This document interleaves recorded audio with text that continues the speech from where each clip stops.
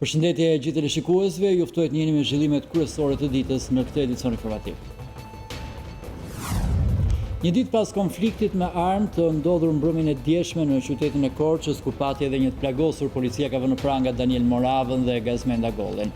Të dy autorët e dyshuar janë me precedent penal, ndërkohë policia ka arrestuar edhe vetë të plagosurin Erion Hoxhallari për fshehje të ngjarjes.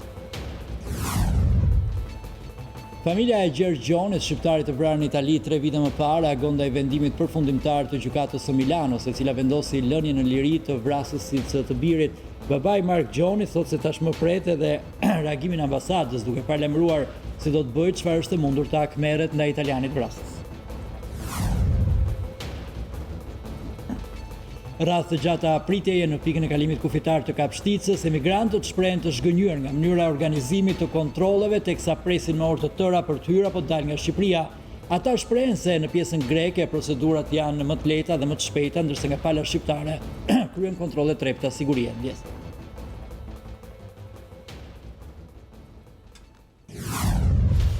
Avokati i ish-liderit serb Slobodan Milošević është shëlluar për vdekje mbrëmjen e djeshme në Beograd. 57 vjeçari Dragoslav Ognajović u qellua jashtë apartamentit të tij, ndërsa i plagosur mbeti edhe djali i tij 26 vjeçar.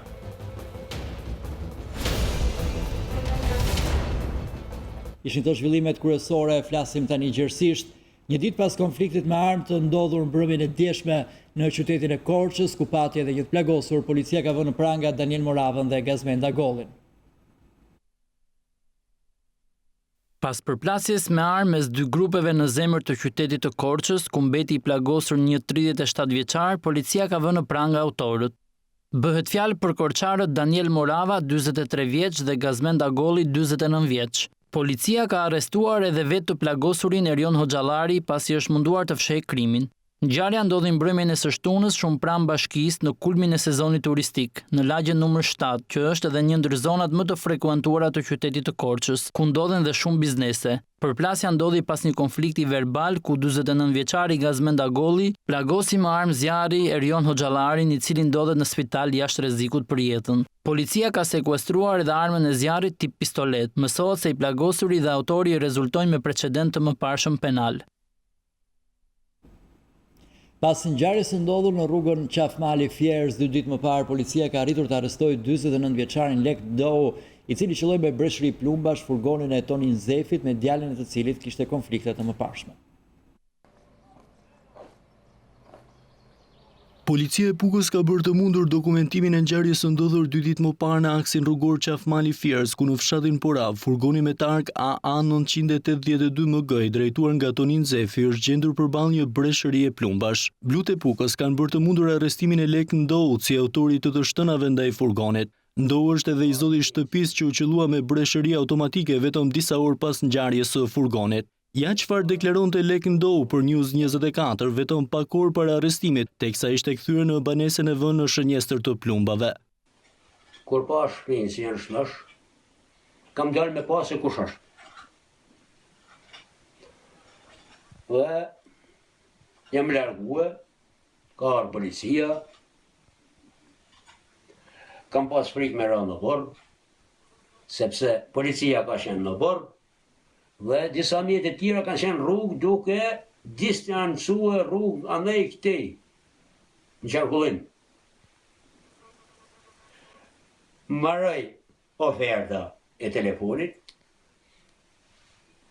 nuk kisha mundësi me u lidh me njëri gjallë, me thonë, a kam mundësi me arë me ratë e shpija, se shanë ka pomatë. Autori i cili i qelloi me armë furgonit shprehet se është i frikësuar për jetën e fëmijëve, teksa thotë se ngjarja mund të përsëritet sërish. Nuk kam hallën e mbrojtjes fëmijëve, nuk kam hallë për veti. Dua vim prej shtetit, shkurt muhabetit. Nuk jetohet në këtë banesë. E bëmë me shosh, unë nesër pres tjetër.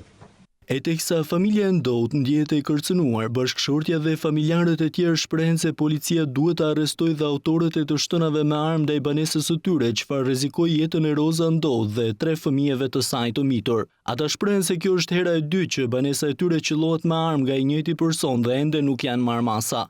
Sherri mes Lek Ndout dhe djalit të shoferit të furgonit nisi për një zëng banale me 5 korrik. Policia e fushanëzit ndërhyri në këtë konflikt, por me idenë se personat në konflikt ishin pajtuar, nuk u mor asnjë masë që do të parandalonte ngjarjen e 27 korrikut. Një polic ka mbetur i plagosur mbrëmjen e së shtunës në Kuçov pasi e ka aksidentuar me makinë një 37 vjeçar. Mësohet se patrulla e policisë e ndaloi 37 vjeçarin që udhëtonte me një mjet tip Mercedes me targat krujës dhe i ka kërkuar dokumentet e automjetit, por shoferi është konfliktuar me policinë dhe më pas ka hipur brenda në mjet dhe ka përplasur një nga policët e patrullës, më pas ka xhiruar gomat dhe është larguar nga vendngjarja, por vetëm 30 minuta më vonë 37 vjeçari Ylli Luka është arrestuar në dalje të qytetit të Kuçovës, ndërkohë policia në Uzvrapi është dërguar drejt spitalit rajonal të Beratit pasi ka pësuar thyerje në të dyja këmbët, por fatmirësisht ndodhet jashtë rrezikut për jetën. Familja e Gjergj Gjonit, emigrantit të vrarë në Itali 3 vite më parë, reagon ndaj vendimit përfundimtar të gjykatës së Milanos, e cila vendosi lënje në liri të vrasësit të shqiptarit. Babai i emigrantit të vrarë, Mark Gjoni, thotë se tashmë pret edhe reagimin e ambasadës, duke e paralajmëruar se do të bëjë çfarë është e mundur të hakmerret ndaj italianit vrasës. E teksa gjykata e Milanos la të lirë vrasësin e të riut shqiptar Gjergj Gjoni, i cili u qellua me plumë në zemër nga Francesco Siciliano, i cili pretendon se i riu shqiptar nga Gojani Pukës kishte hyrë për të grabitur banesën, ka shtuar dhimbje në familjen e viktimës. Ne ishim në zonën malore, ku kontaktuam me familjarët e 22 vjeçarit të vrarë afro 3 vite më parë. Jati i Gjergjit Mark Gjoni thotë se gjithë procesi gjyqësor për të birin u manipulua në Itali. Me gjitha faktet rreme. Duke pas parasysh se djali janë zgjedh në momentet se është vrarë i vdekur, është zgjedh pas edhe një lloj gjaje në botë. As ka pas lek, as ka pas pasaport, as kartë identiteti, as thik, as automatik, as një lloj gjaje. Vetëm ka qenë i vjeshtur thjesht me rroba sportive, me biçikletë ka shkuar, me pi kafe me shok, me biçikletë edhe me pantofla. Por duket se Mark Gjoni nuk do të mjaftohet me procesin gjyqësor fals ndaj vrasësit të birit. Ai kërcënon se do të bëjë çfarë është e mundur që të marrë gjakun e djalit, e cili u vra në moshën e rinis. Pres një përgjigje sa më të shpejt nga drejtësia italiane edhe nga ambasada shqiptare që të ndihmojnë të më japin drejtësinë e djalit tim. Kam prit sa kam prit. Tani e mrapa, unë do vazhdoj drejtësinë time. Drejtësia ime si do të ju si do të jetë. Drejtësia ime do të jetë hakmarrja. Dëshes tokë, dëshes shtëpi, dëshes shmosën, e zbërgojnë Itali, edhe kam shash forcë, kam shash dignitet, sa ata do të ekzekutoj familjarisht. Mark Gjoni kërkon që shteti shqiptar mos të hesh ndaj padrejtësive që i bën bijve të vet në emigracion. Se janë shumë emigrantë që janë vrarë kështu. Nuk ka vetëm djalim, po janë shumë emigrantë. Ta vlerësoj edhe shteti jonë. Sipas Komitetit Shqiptar të Helsinkit, shteti ynë nuk i ka kapacitetet për të përballuar fluksin e shtuar të emigrantëve nga lindja e mesme. Pas një vëzhgimi në pikat tona kufitare është konstatuar mungesë personeli dhe mjeteve logjistike. 6 mujori i parë i vitit 2018 ka njohur fluks në rritje të emigrantëve të palishëm, të cilët kanë kaluar kufirin shqiptar, ndërsa në pikat kufitare ka mungesë në logjistik. Shteti shqiptar nuk ka kapacitet për të ushtruar kontrolle në të gjithë kufirin e gjelbër.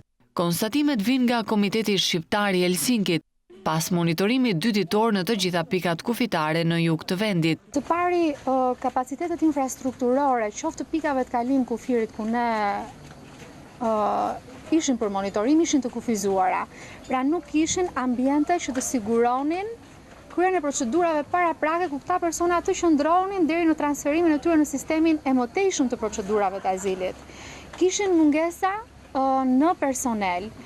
Kemi një konsiderat një fluks të shtuar minimalisht për këtysit do të jetë pjesë organikës, qoftë në kuadrin ligjor ekzistues. Mungesat e psikologut, ku ka të mitur të pashoqëruar, është e detyrueshme që pyetja të bëhet në prezencën e psikologut. Mungesa e mjeku shpeshherë vinte nga drejtoritë rajonale të spitaleve përkatëse, Sarandës apo Xhirokastrës. Ai mund të jetë i smur me smundje infektive ose për shkak se vjen nga vendet e luftës duhet të ketë një kujdes të menjëhershëm. Vetëm në këtë muaj raportohet që 40 shtetas të huaj të kenë hyrë në Shqipëri për të kërkuar azil. Sipas drejtoreshës ekzekutive të Komitetit Shqiptar të Helsinkit, Eria Skëndaj, policia jon kufitare nuk i ka kushtet infrastrukturore dhe logjistike për të monitoruar kufirin e gjelbër. Praktikisht, shteti shqiptar nuk mundet me kapacitetet njerëzore që ka, por dhe me mungesën e infrastrukturës logjistike, nuk ishin makina për të bërë kontrollin, makina 4x4, forestrat për të bërë kontrollin e kufirit të gjelbër, dhe në qafbot, në mënyrë veçantë na u evidentua kjo si problematik, kufiri kontrollohen nga patrullat në këmbë. A mund të kontrollohet kufiri në kushte të tilla? Në përfundim, Komiteti Shqiptar i Helsinkit thotë se shteti shqiptar nuk ka kapacitetet e trajtimit të një fluksi të madh klandestinësh. Rast të gjata pritjeje në pikën e kalimit kufitar të Kapshticës, emigrantët shprehen të zgënjur nga mënyra e organizimit të kontrolleve teksa presin me orë të tëra për të hyrë apo dalë nga Shqipëria. Ata shprehen se në pjesën greke procedurat janë më të lehta dhe më të shpejta, ndërsa nga pala shqiptare kryen kontrolle të rrepta sigurie. Emigrantët shqiptar të cilët janë të detyruar të hynë dhe të dalin në Shqipëri përmes pikës kufitare të Kapshticës janë të detyruar të presin me orë të tëra. Emigrantët tregojnë se ndryshe nga sportelet e doganës greke, në pjesën e Shqipërisë ka kontrolle të imtësishme, çfarë bën që të presin deri në 4 orë për kryerjen e procedurave doganore. Sa orë keni shpresur? 4 orë. Po pse po prisni? Po ka radhë autobusi, do kalojnë në skaner, do bëjë kështu. Me vonesa sa herë bëjmë natën, ande na grinë taksigjit. Ka shumë kontrolle policia? Ka shumë kontroll. Punojmë nga dalë, bëjnë ato skanerit e autobuseve, ja, kaq. Më tepër s'dim gjeneve, ne jemi popull. Dhe konë kemi 2 orë saktu të mi. Pse? Nuk këtë gjojnë ti ndë njerë shqiptar. Më pa punojme të greku se shqiptare të një, sepse e din këto. Me në vënojnë, qanta, dresh, kujtë që... Ka kontrolle shumë? Kontrolle ka. Shteti po të na donë të neve, na manë të tokë të vetë. Jo të rrimë kështu se hari gjitë në kohët. Çdo radhë që kalim këtej nuk është herë e parë se ne jemi me dokumenta të rregull. Kalim më shpesh, çdo 2 muaj, çdo 3 muaj. E njëjta gjë ndodh, asnjë përmirësim nuk ka. Vera e ngarkuar me fluks lëvizjesh, gjithnjë sjell rallë në pika doganore të vendit tonë, por fundjavat kthehen në një makt për ata të cilët janë të detyruar të kalojnë kryesisht në pikën e kalimit kufitar të Kapshticës. Emigrantët kërkojnë marrjen e masave nga shteti anë që të lehtësojë procedurat e lëvizjes dhe të shtojë numrin e sporteleve.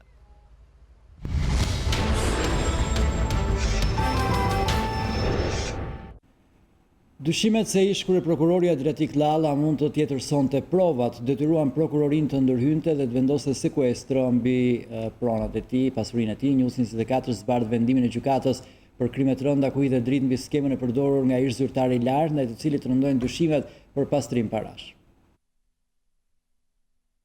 News24 zbardh vendimin e gjykatës për krime të rënda që vurin nën sekuestro pronat e ish kryeprokurorit Adriatik Llalla, ndaj të cilit po zhvillohen hetime për akuzën e pastrimit të parave. Në hyrje të vendimit bie në sy fakti se çështja penale ndaj Llallës është regjistruar kryesisht mbi bazën e të dhënave të publikuara në media, ku ndër të tjera flitet për jetën e luksit që bënte ish prokurori përgjithshëm dhe familja e tij.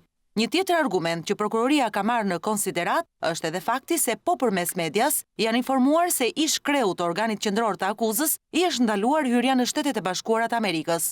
Në vijim, prokuroria rindërton skemën se si Adriatik Llalla dyshohet se pastronte para. Konkretisht ai blinte prona në periferi të Tiranës me një çmim të lirë dhe pasi rivlerësonte i shiste me çmim të lartë. Në vendimin e gjykatës thuhet ndër të tjera se ish kryeprokurori bleu 3000 metra katror tokë në shumën prej 1.5 milion lek dhe pasi e rivlerësoi e shiti në shumën e 249.000 eurove. Nga ana tjetër, në po të njëjtën zonë, ish kreu i organit akuzës, pasi ka shitur këtë pronë, ka blerë një sipërfaqe tjetër toke prej 4500 metra shkatror në shumën e 4.5 milion lekësh, të cilën më pas e ka rivlerësuar gati 10 fishin e çmimit të blerjes. Referuar fakteve të mësipërme, prokuroria ka dyshime se Llalla ka konsumuar veprën penale të pastrimit parave, përsa kohë që jo vetëm nuk i ka deklaruar pasuritë në kohë, por ka kryer transaksione me të njëjtin person, duke bler prona nën çmimin e tregut e duke i shitur me vlerë disa herë më të larta. Në vendim thuhet gjithashtu se pronat e ish kryeprokurorit u vunë nën sekuestro pasi ekzistonin dyshime se ai mund të ndërhynte për t'i tjetërsuar ato. Demokratët akuzuan edhe sot kryeministrin Rama se po mban të bllokuar prej 2 vitesh emërimin e gjyqtarit që përfaqëson Shqipërinë në gjykatën e Strasburgut.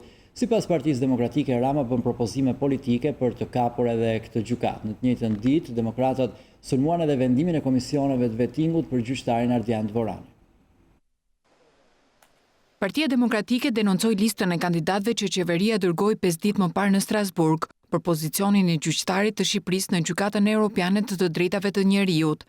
Propozon si kandidat për gjyqtar në Strasburg kunatin e Fatmir Xhafajt, Sokol Berberin, që është refuzuar me votë disa herë nga Këshilli i Evropës dhe është shmangur vetingut nëpërmjet dorëheqjes.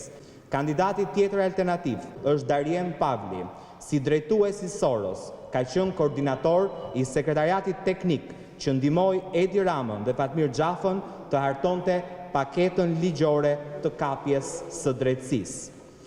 Emri Sokol Berberit, kunatit të ministrit të Brendshëm, për të 4ën herë mes kandidatëve të Shqipërisë për gjykatën e Strasburgut, sipas demokratëve bëhet për një qëllim.